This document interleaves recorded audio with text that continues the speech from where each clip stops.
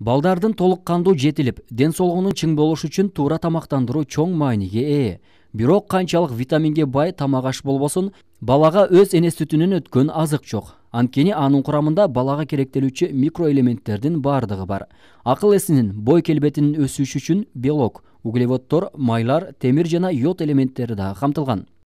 Бул эне сүтүндө баланын иммунитетин көтөрө турган, бүт мисалы үчүн естественный вакцинация деп коебуз.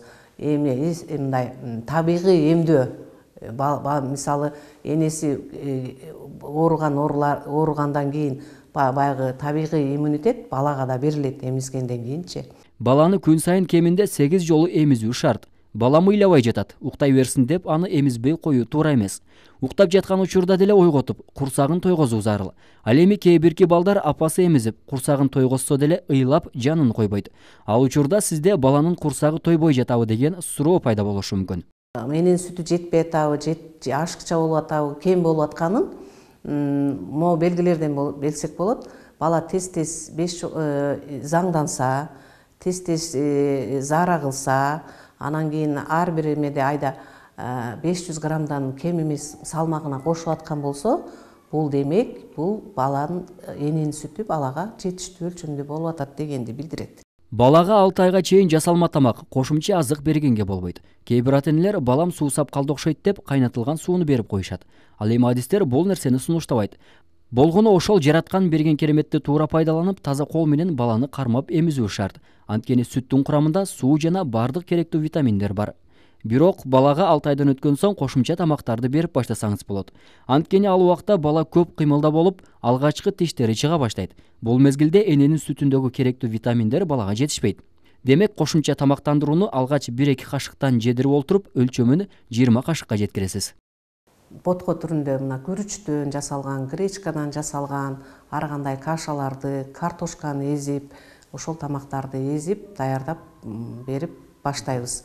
Андан кийин 7 айынан баштап ошол көлөмдү көбөйтүп баштайбыз. 8 айга чейинки балага мисалы 15 кашык бул 180 мл, андан 9 айдан 11 айга чейинки балага кашыгындагы көбөйтөбүз, өлчөмдү көбөйтөбүз, 225 мл болот. А 1 жаштагы баланда 20 кашык тамакты жей баштайт. Балама тамак берсем жебей жатат деген ата-энелерибиз дагы бар. Бул учурда сиз тамактандыруу эрежесин эске алдыңызбы? Ошону карап чыгыңыз. Эрежелердин бири бул балага ылайыктуу жер, өзүн эркин сезген ылайыктуу орун болуусу шарт. Анан тазалыкты сактап, анын идиш агына дагы көңүл буруңуз. Өзү жактырган идишке салып берсеңиз дагы болот. Бул учурда баланы урушпай, тескерисинче жылмайып сүйлөп, мактоо менен аны тамак жегенге үйрөтүңүз. Андан кийин биз 5 принцибин сакташыбыз керек. Биринчиден тамакты бат-баттан жеш керек, ошол эмесине жараша, саатына жараша.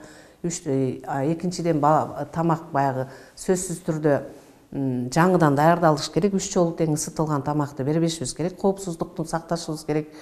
Экинчиден баягы бат-баттан беришибиз керек. Андан тамак бири-бирине шайкеш келиш керек. Анан тамак иши ар түрдүү болуш керек. Бир беткей болбош керек. Бир эле күрүчтү кайнатып койбостон, ар бир тамакта кеминде 5тен аз эмес нерсе болуш керек. Мисалы күрүч, картошка, сабиз, май, эт дегендейчи. Дагы бир эске алуучу жагдай, кыш мезгилинде күндүн нуру жетишсиз болгондуктан адистер D витамин берүүнү сунушташат. Колдон келишинче буурчак, сүт, жумуртка, жер жаңгак, балык жана эт сыяктуу организмдин өсүшүнө жардам берүүчү азыктарды ар күнү колдонуп туруу зарыл. Азамат Байетов, Уларбек Мужиев, Арутан көрсөтүүсү.